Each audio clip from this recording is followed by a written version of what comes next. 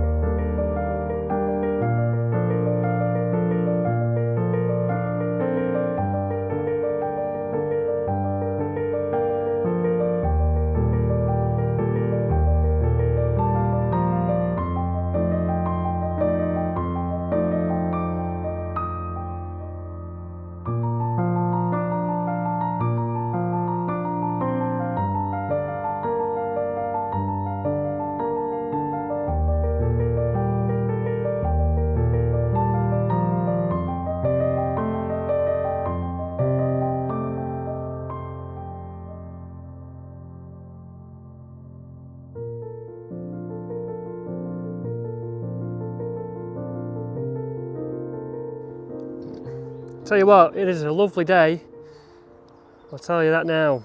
It's about 20 degrees Celsius, which isn't too shabby for the UK, middle of April. Not too bad at all. It's just very dry. Things are supposed to cool down next week, and it is supposed to turn a bit wetter, which I am not fussed about at all. I welcome that because honestly, I've been watering nearly every day now. You know, things are just really dry. But one thing I have noticed is there's no slugs. I've not seen any slugs, hence why the lettuce is still alive. Look at that. No slug damage at all with those. Looking a bit dry, I need to give that a water. Now, last week we were having issues with blackbirds digging up the seedlings.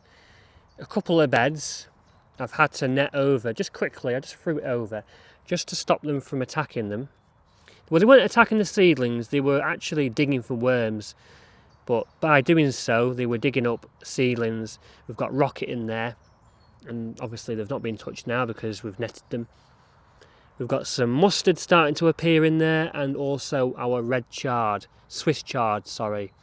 And I can also see some spinach starting to germinate, I think. There's a lot of weeds starting to come up as well, even though it's been very dry. So I need to get in there and de-weed that. We've got our elephant garlic here, and they're doing really well, actually. They look quite healthy. Recently sowed our pumpkins, as well as some other things like sweet corn, courgettes and beans. Not come up yet, but they are going to be going in these beds here. A couple of beds just with horse manure in, probably in about a month, maybe. Now, as you can see, it is bone dry in a lot of beds here. These beds don't have anything in, so I've obviously not watered them yet. And look at that. It is so dry. I mean, that's one thing with raised beds. They do dry out much quicker. So, I don't know, that might be an issue this year. The first year growing completely in raised beds, we'll probably have a dry summer knowing how to look. That's just sod's law, isn't it? That is just sod's law. We also netted over the beetroot, just quickly. What the? Lovely. Yeah, I really appreciate that. That was pigeons, because there was 2 pigeons sat on this tree about an hour ago. So that was the flipping pigeons, that. Oh, God, lovely. Oh, I really appreciate that, thanks. But we've had no blackbird damage in here because we've netted them. We've got our golden beetroot starting to germinate. We've got our rainbow beetroot starting to germinate now as well. And the bolt hardy beetroot, which we sowed a couple of months ago now, is doing really well, looking really healthy. So that's good. I think they're starting to grow now, so that's good stuff. I've been watering them quite frequently as well, because this bed's been drying out a lot as well.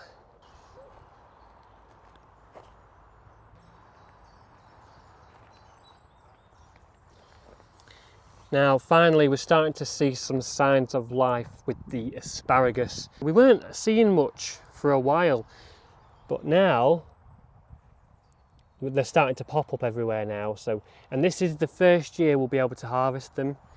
This is the 3rd season now. We planted them 2 years ago. Interestingly, there's none coming up on this side, but I think they're a different variety. I think they're a later cropping variety, because these ones on this side are all starting to come up now.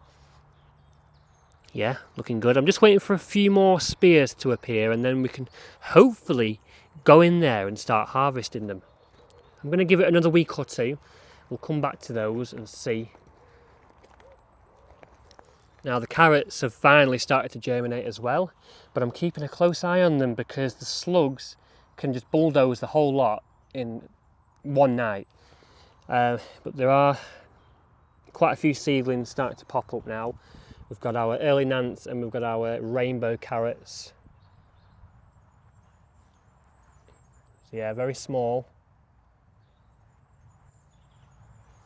But it looks like they are all now starting to germinate. Just got to watch the slugs. That is the biggest concern really. Because honestly, it doesn't take much to take them out really. A couple of slugs can clear an entire row overnight. There's nothing in this bed just yet. This is probably going to be our swede bed here. There's a lot of weeds in there though, which is very ominous. Probably from the topsoil. Behind us here, the leeks, I mean, they're all standing up right now, which is a sign that they're starting to grow, so that's good. They don't look too bad at all. They just look like blades of grass still. It's going to be a while before we harvest them.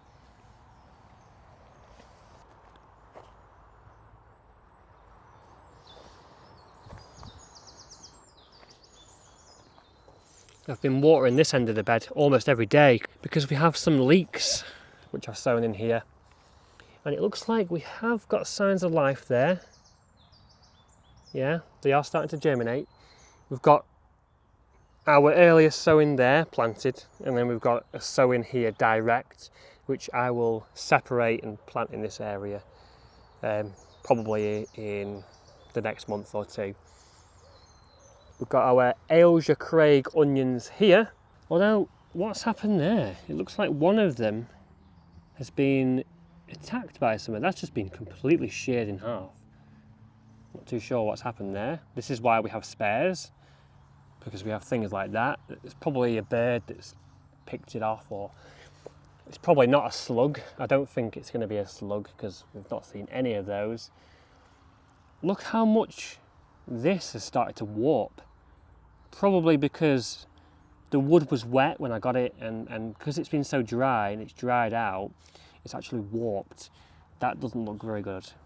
I might have to take a screw out of there and just try and screw it back in to straighten that up.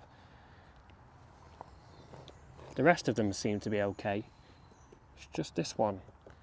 Doesn't look very good at all, that, does it? I've noticed actually with a few beds, the ends are starting to warp, so I might have to just reposition a few screws on some of them. We've got our Rheinsberger Dutch onions there, which look okay. They are very small still, but they look healthy enough. I think they will start getting going. This always happens every time I plant them out in spring. They don't do anything for weeks, and then suddenly when we get to May, they start to really get going. So, you know, I'm being patient with these. I think they will get going eventually. The red onions don't look very good though. They don't look as good as the white ones. They're actually starting to turn a bit yellow, but I've got every faith in them, and I think they will get going eventually. We do have spares in the greenhouse in case we lose some, so that's fine. If we lose some of these, I'm not too bothered at all. And we've got some more over here. I planted this bed up this week with some more white onions, Rheinsberger onions, which is a Dutch variety, just like the other bed. And yeah, they don't look too bad, but they are very small. I left the tulips in from last year. I didn't plant any new ones, I just left them in, and they've got some lovely blooms on them. They're not as good as last year, there's actually far fewer. I may plant some this autumn for next year's blooms, possibly. They are lovely, nonetheless. Daffodils have been lovely as well, they've been giving us some lovely blooms. I picked a few of those for Mother's Day actually, and they made a lovely arrangement for the vases at home. They were lovely, and they're still giving. I'm going to plant more daffodils because they are lovely in the spring.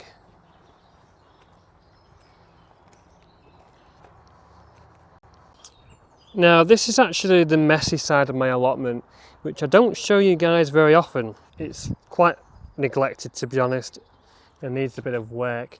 But I do have a lot of these blackcurrant bushes along here, which haven't done much in recent years.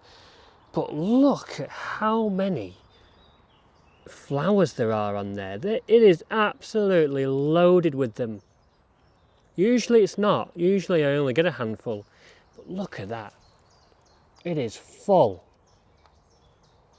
There's just buds and flowers all over the place. Even on the ones which I took from cuttings.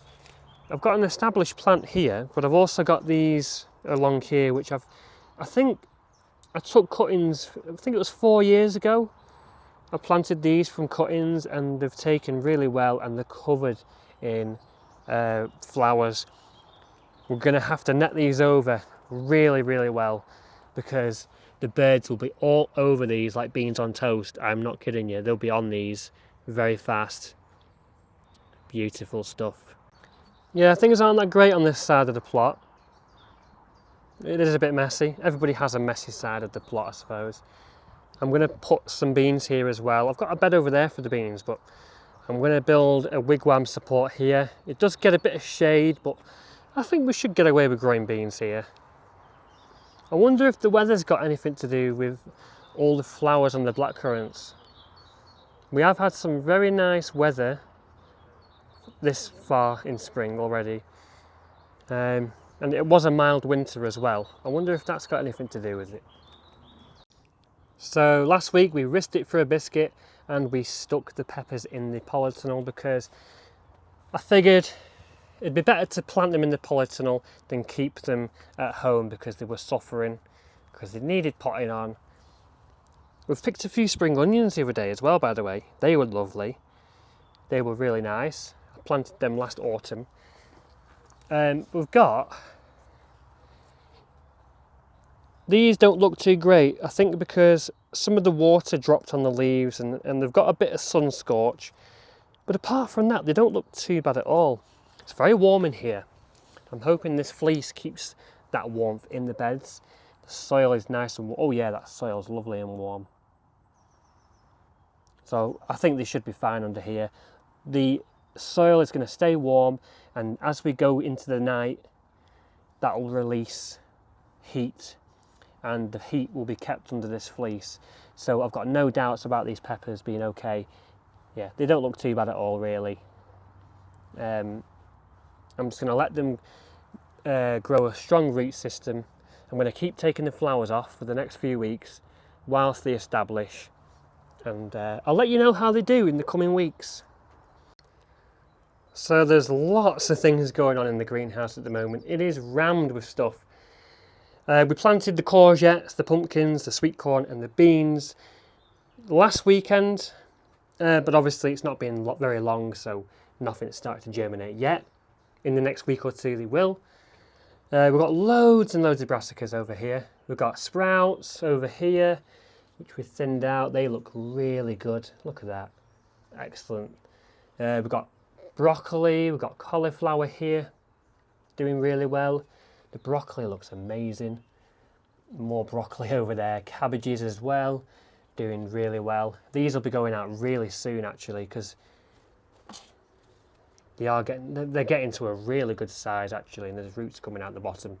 So I reckon in the next couple of weeks these will be going out. We've got our second sowing of broccoli and cabbage over there as well. Successional sowing. They need thinning out a little bit.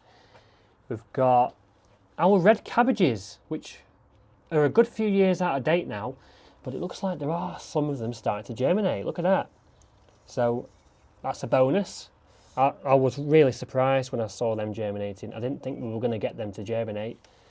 All our nasturtiums are coming up now. I'm going to use them as ground cover. A couple of areas in the plot that don't look great. Our swedes doing really well. I'm going to separate them this week because, as you can see, they've got their true leaves now and they will benefit from being potted on now, definitely. Need to do them ASAP. We've got some more lettuce there as well, successional sowings. Some more mixed lettuce here, which I need to separate as well. We've got more sprouts. These are sprouts and the variety is Catskill. These were sent to me by Ali, all the way from Canada. I need to separate them as well. Marigolds at the back to grow with the tomatoes. They're just getting their first set of true leaves as well. We've got loads and loads of sunflowers as well, and those are growing rapidly too. A pepper plant there.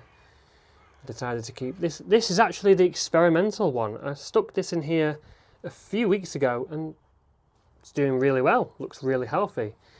We've got our Pikes Peak sunflowers. This one's growing quite well now. It's a good size actually.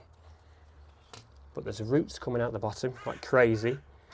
That needs to go out soon. It's going to fill that pot very, very quickly indeed. We've got loads of spare onions over there to replace any that we lose. They're hidden at the back there amongst the jungle. I've pinched out the sweet peas now.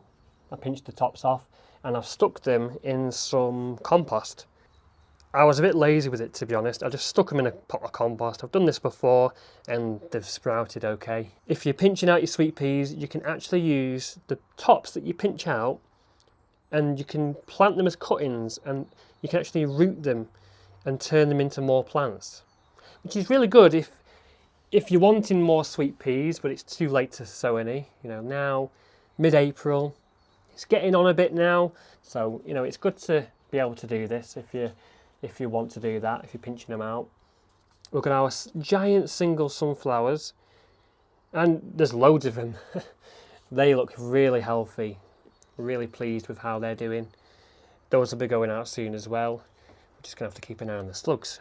The slugs love the sunflowers. Last year they went to town on them. So much so that we only had one flower. This here is the tomato plant which we moved down as a guinea pig plant a good couple of weeks ago now, to see if it could handle the cool nights, and clearly it's had no problem with the cool nights at all. It's actually thriving, I would say. It's actually doing better than the tomatoes which we had at home, which were at home. These were brought down a bit later, and they look okay, but they're not as good as this one. We brought down all our tomatoes as well, heritage types, and they look pretty good as well. I've had to move them down here for a moment because there's no space up there.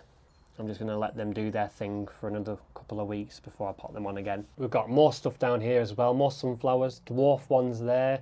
I've had to move them down as well because there's not much space. And we've just got loads of spare stuff down here. We've got cornflowers over there which need to go out. We've got loads of spare onions and leeks.